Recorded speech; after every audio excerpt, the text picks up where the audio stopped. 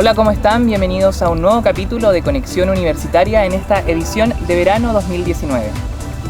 Saludamos a nuestros canales asociados, Canal ATV Andacoyo, Canal 5 de Los Vilos, Canal Vive Chile Elqui de La Serena y Coquimbo y Canal de la Ilustre Municipalidad de Montepatria, y a todos los que nos ven desde nuestras distintas plataformas.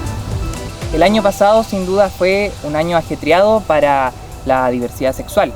Esto porque las cifras lo confirman. Según el móvil, el 13% de las denuncias por violencia a la comunidad LGBT afecta directamente a las personas trans. Y esto coincide con el 54% de aumento en los casos de violencia en el país. Hoy nos encontramos con alguien que vive esa realidad. Es profesor de música, tiene su propia academia y mediante su canal de YouTube busca informar sobre la comunidad trans. Tenemos el gusto de presentar a Amaro Barrera. Buenas tardes, Amaro. Hola, buenas. Amaro, por acompañarnos el día de hoy. Amaro, para empezar, te quiero preguntar sobre sus proyectos en YouTube. ¿Cómo surgió la idea de empezar a realizar videos y subirlos a esta plataforma? Bueno, yo lo que intenté hacer cuando partí con el canal es más que nada informar, dar una información realista. De pronto me encontré con yo buscando información que era como muy ilusoria, muy idealista, no era tan verdadera como lo que pasamos acá la población trans en La Serena. O sea, es diferente ser una persona trans de Estados Unidos con toda la libertad que ser una persona trans pobre de provincia. Es muy diferente. Entonces traté como de dar un poco de realismo, pero siempre tratando de ser positivo e informativo. Hace muy poco empezó la idea de crear un plan de educación no sexista, que aparte de derribar las barreras que separan a los hombres y a las mujeres según sus estereotipos de género, también promueve el respeto y la valoración a la diversidad. Usted como profesor, ¿qué opina sobre la educación no sexista? Bueno, yo estoy totalmente a favor de la educación no sexista. Creo que ya eso... Bueno, hay muchas características del sistema educacional que ya están súper... que son muy arcaicas, que están hechas para un sistema que ya no existe. O sea, el normar a los estudiantes sentados horas en el mismo lugar sin moverse en algunos casos, yo creo que eso ya está totalmente fuera de obsoleto, de todas maneras. Y con respecto al tema de una educación no sexista, ojalá que a ese objetivo, o sea, a dejar de normar a niños, fila de niñas, el tema del género, el tema de darle más posibilidades siempre a los estudiantes varones, normar en carreras, secretariado, cocina, a mujeres y darle otro tipo de carrera a los hombres. Yo creo que eso ya quedó totalmente obsoleto.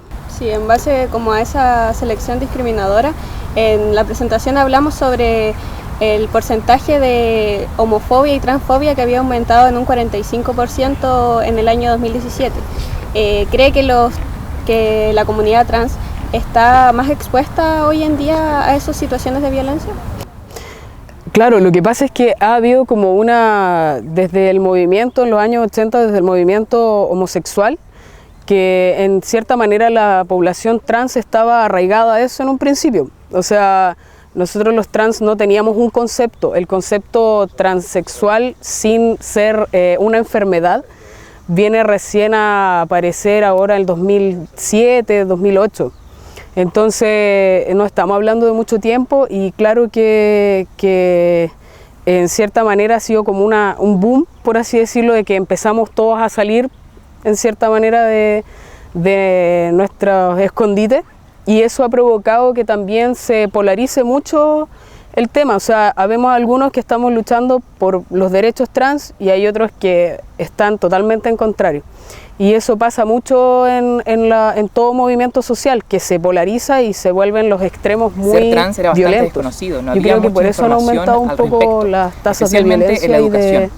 ¿Cómo vivió usted su proceso de en ciertos casos de incluso ver quién violencia realmente muy era extrema en el colegio? Contra la población trans?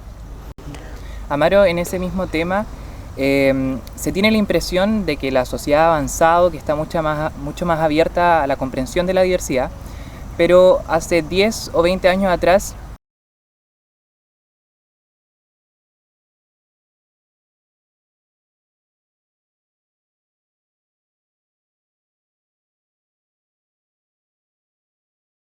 bueno, fue terrible, porque antes, no, como te decía, no existía el concepto transgénero, tampoco era un concepto positivo, era negativo ser trans, era mal visto, era una enfermedad mental, entonces obviamente que las posibilidades eran muy precarias, si es que había alguna posibilidad de llegar a decir que uno era transgénero.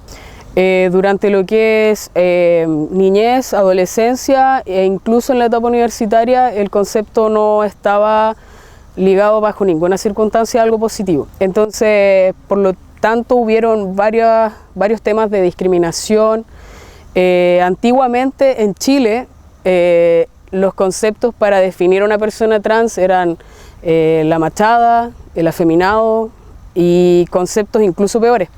Entonces no había un orgullo en ser trans. Entonces por eso que también viví esa época muy escondido, muy reprimido, y eso también te trae consecuencias en la personalidad, en la forma de tratar, socializar, todo. Y antes de socializar como con los compañeros de colegio, en tu niñez, ¿podrías contarnos un poco sobre tu familia, de cómo vivió esta situación? Bueno, mi familia lo trató de tapar el sol con un dedo hasta el año pasado. Ya, yo tengo 30 años y durante toda durante toda la vida no hubo una aceptación. Mi familia, mis padres son evangélicos.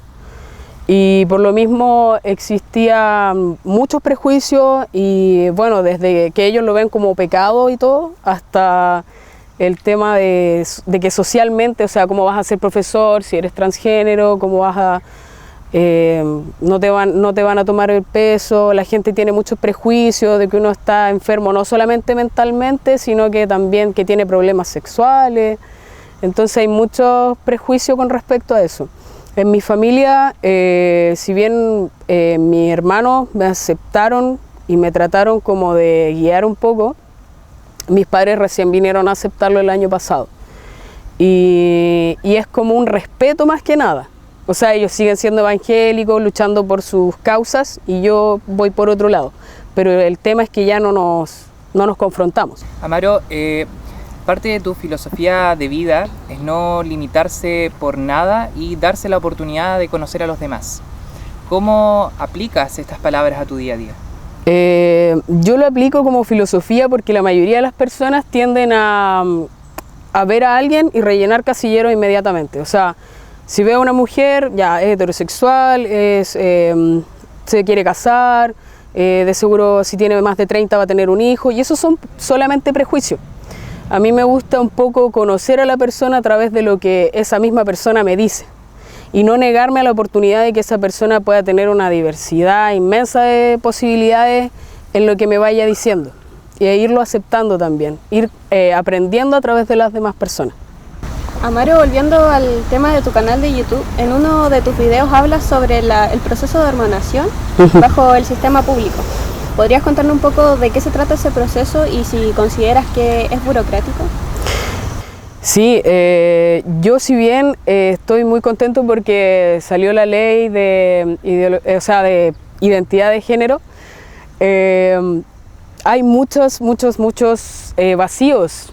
Por ejemplo, en el tema de salud,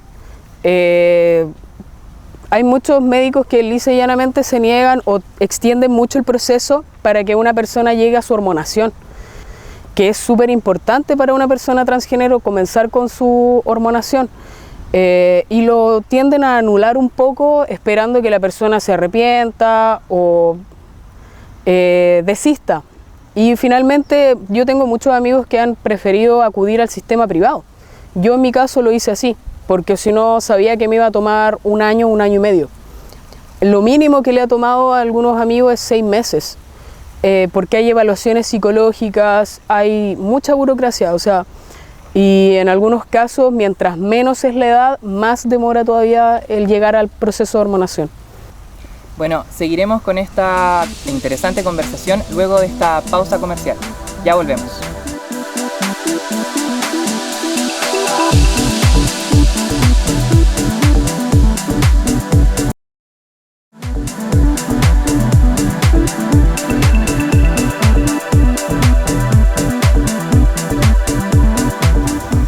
seguimos con este capítulo de Conexión Universitaria, edición verano 2019. Estamos con Amaro Barrera, profesor de música y youtuber de la región. Amaro, un punto que, hablando nuevamente en la ley de identidad de género, un punto que causó bastante controversia fue la discusión por el cambio de nombre y sexo registral en menores de 14 años. ¿Qué posición tienes al respecto y qué piensas sobre las distintas trabas que se le dio a la iniciativa, al proyecto de ley? Bueno, desde mi punto de vista, yo hice clases en niveles preescolares hasta enseñanza media, y también mi vivencia en primera persona es que la niñez y la infancia trans existe. Por mucho que yo sé que hay personas que no van a estar de acuerdo con lo que yo digo, pero uno, como persona transgénero, sabe desde pequeño que uno tiene características diferentes al común de la gente. Y yo creo que debiesen existir, por último, resguardos de salud, evaluaciones psicológicas, que se debiese atender, en cierta manera escuchar, por último, lo que un niño trans quiere decir. O sea, en cierta manera yo creo que se está anulando la niñez trans y la infancia trans y se está sometiendo a un sufrimiento que yo pasé al obligar a niños a mantener su nombre legal durante tantos años, hasta los 14 años, y además de eso a esperar a que se desarrollen en su adolescencia y luego tener que someterlos nuevamente al proceso de hormonación. Existen anuladores de hormona y eso se le pasa a muchas personas en el extranjero, a niños trans, con lo cual se evita que en el caso de los hombres trans se desarrollen sus aspectos secundarios. Entonces es súper importante que se atienda eso. Yo creo que por ahora se está anulando un poco. Sentir cierto apoyo también. Sí, de todas maneras. Sí. Amaro, ¿crees que podrías contarnos alguna situación de discriminación que hayas vivido? Bueno, lo más cercano estoy buscando mi cirugía de histerectomía, que es cuando, o sea, retiran todo lo que es óvulo y todo eso, lo retiran. Y acá en Serena no he encontrado especialista que me pueda operar. Debido a que según la mayoría de los especialistas que he visto no tengo un diagnóstico, por lo tanto como no estoy enfermo no me pueden operar, y obviamente que el diagnóstico es que yo estoy en hormonas y es súper necesario que yo me realice una histerectomía, si no las consecuencias que puede traer eso pueden ser graves. Estamos hablando de tumores, cáncer. Entonces yo creo que eso es como lo más cercano que me ha pasado en tema de discriminación. También me ha tocado sufrir violencia, no ha sido fácil, desde violencia física, golpizas, bueno, no es fácil en realidad. Y recordar esos episodios es complejo, yo sé que es desalentador, pero creo que hay que visibilizarlo para que deje de pasar. Amaro, antes de la pausa hablábamos de que el colectivo trans antes era visto de manera negativa, se estigmatizaba mucho. De hecho, a las mujeres trans muchas veces la ligaban con la prostitución. ¿Qué piensas sobre el rol de los medios de comunicación en la visibilización de la comunidad trans? Bueno, yo en medios de comunicación he visto en el último año, en 2018 y lo que va de 2019, he visto varios casos que tratan de darnos a las personas trans un aspecto más positivo o bien más común. Si las personas trans somos súper comunes, o sea, es solamente una característica. Pero yo creo que durante mucho tiempo los medios de comunicación hicieron todo lo contrario. O sea, hablar de prostitución y enseguida mostrar a una persona trans, siendo que muchas veces eran solamente prejuicios. Tampoco se ahonda en por qué una persona transgénero llega a la prostitución. O sea, la mayoría de las mujeres trans son sacadas de su casa a temprana edad, se quedan sin educación, sin poder formarse. Y obviamente que nadie ahonda en eso, nunca ahondaron en eso.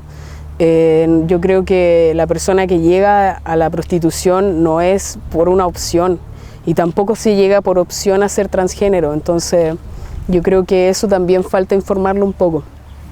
Siguiendo como en este mismo tema de visibilización, han surgido varios personajes de renombre como la actriz Daniela Vega o Kylie Jenner o la modelo Elenia Melán. ¿Crees que estos personajes sirven para que la sociedad se quiera interiorizar y quiera informarse en el tema realmente? Yo creo que sí, es súper positivo, porque como te decía, la gente tiene estereotipada casi al transformista como la persona transgénero. Y el transformista no necesariamente es una persona transgénero. A veces es una persona que busca desarrollar un personaje, un actor que está tratando de representar algo para en cierta manera ir en contra de los estereotipos y todo, pero que no necesariamente es transgénero. Los transgéneros necesitamos tener una cara visible más común, más tradicional. No necesariamente queremos llamar la atención, no todos los hombres trans queremos ser musculosos, grandes y barbones. En realidad, claro, es como volver un poco más común la identidad. Yo creo que sí son positivos. Amaro, pasando nuevamente a su canal de YouTube, en su último video habla sobre salir del closet. ¿Qué cree que es lo más difícil para la sociedad o por qué le cuesta tanto comprender la diversidad? Yo creo que es por un tema de economía mental. O sea, para las personas es mucho más fácil rellenar casilleros, como te decía yo, de ver a una persona y inmediatamente recurrir a sus prejuicios y a sus estereotipos para no darse el trabajo de conocer a los demás. Y la diversidad va totalmente en contrario de eso. O sea, de darte el trabajo de realmente conocer y no estereotipar, o sea, decir, si yo veo a un joven como tú, no necesariamente decir, ya, aquí, allá, esto, lo otro, según mi punto de vista y se acabó, sino que decirlo según tu punto de vista y aprender. Yo creo que eso es diversidad y eso es lo que apunta la apertura con respecto a la diversidad. ¿Qué mensaje le daría Amaro a su yo de 10 años atrás? Bueno, el Amaro de hace 10 años estaba en un contexto totalmente diferente. Yo estaba entrando a la universidad y en realidad estaba muy asustado con respecto al proceso que se venía, de que quería ser profe, de que sabía que las cosas no estaba muy bueno el escenario en ese tiempo. Pero me diría que, bueno, que estudie un poco más, pero también, porque eso siempre, pero también me diría que siga el mismo camino. Encuentro que ha sido un recorrido difícil, pero que estoy saliendo adelante con eso. Amaro, a raíz de todo lo que logró y de sus nuevos proyectos en esta plataforma que es YouTube, ¿te consideras un activista de la comunidad trans? Me encantaría poder serlo. O sea, yo creo que todavía me falta mucho camino para llegar a ser un activista como lo son otras personas trans. Hay que ser mucho más visible, hay que lograr más cosas. A mí me encantaría poder lograr, con lo que estoy haciendo, generar fondos, fundaciones, hacer campañas para que las personas puedan tener más información. Por ahora estoy, como se dice, en pañales. ¿Esos serían sus proyectos a futuro entonces? Sí, me encantaría a mí tener una fundación. Hay muchos temas de aspectos de acompañamiento, desde acompañamiento psicológico hasta acompañamiento monetario, que el Estado yo no sé si va a llegar a cubrir en algún momento o en el plazo, a corto plazo. Entonces me encantaría ayudar en eso. Amaro, y ya para ir finalizando, ¿cómo llevaría sus proyectos de vida que nos acaba de mencionar a través de la ayuda de su canal de YouTube? Bueno, a mí me partí con eso porque yo sé que si bien uno puede generar la personalidad jurídica para hacer una fundación y todo, es súper lento y también eso no me va a dar ninguna seguridad de poder llegar a ayudar a alguien. Creo que primero hay que generar un nombre, una imagen, una persona, un rostro visible que las personas se puedan identificar y de ahí poder ya empezar a mover redes para que se conforme una fundación. Amaro, ¿cuáles serían sus palabras para esos jóvenes que están llenos de dudas quizás y que recurren a sus videos para informarse sobre el tema, sobre todos los procesos que deben realizar? Fuerza, ánimo, tranquilidad, que visiten. Yo creo que la salud mental es tan importante como la física. Y cuando hay muchas dudas, cuando estás en proceso de adolescencia y ves que te está desarrollando y que no es lo que tú quieres porque va totalmente en contra de tu mente, yo creo que ese proceso no se lo doy a nadie. Y de verdad hay que tener seguridad. Yo creo que para los jóvenes explorar sus posibilidades, conocerse a sí mismo, quererse y aceptarse también. Muchísimas gracias por esta conversación, Amaro, de verdad fue muy interesante. Y a todas las personas que nos ven desde las distintas plataformas. Y a quienes nos están viendo, nos reencontramos en una próxima edición de Conexión Universitaria. Recuerde que puede escribirnos a nuestro correo eperiodismo@userena.cl y a nuestras distintas plataformas. Muchas gracias. Buenas tardes.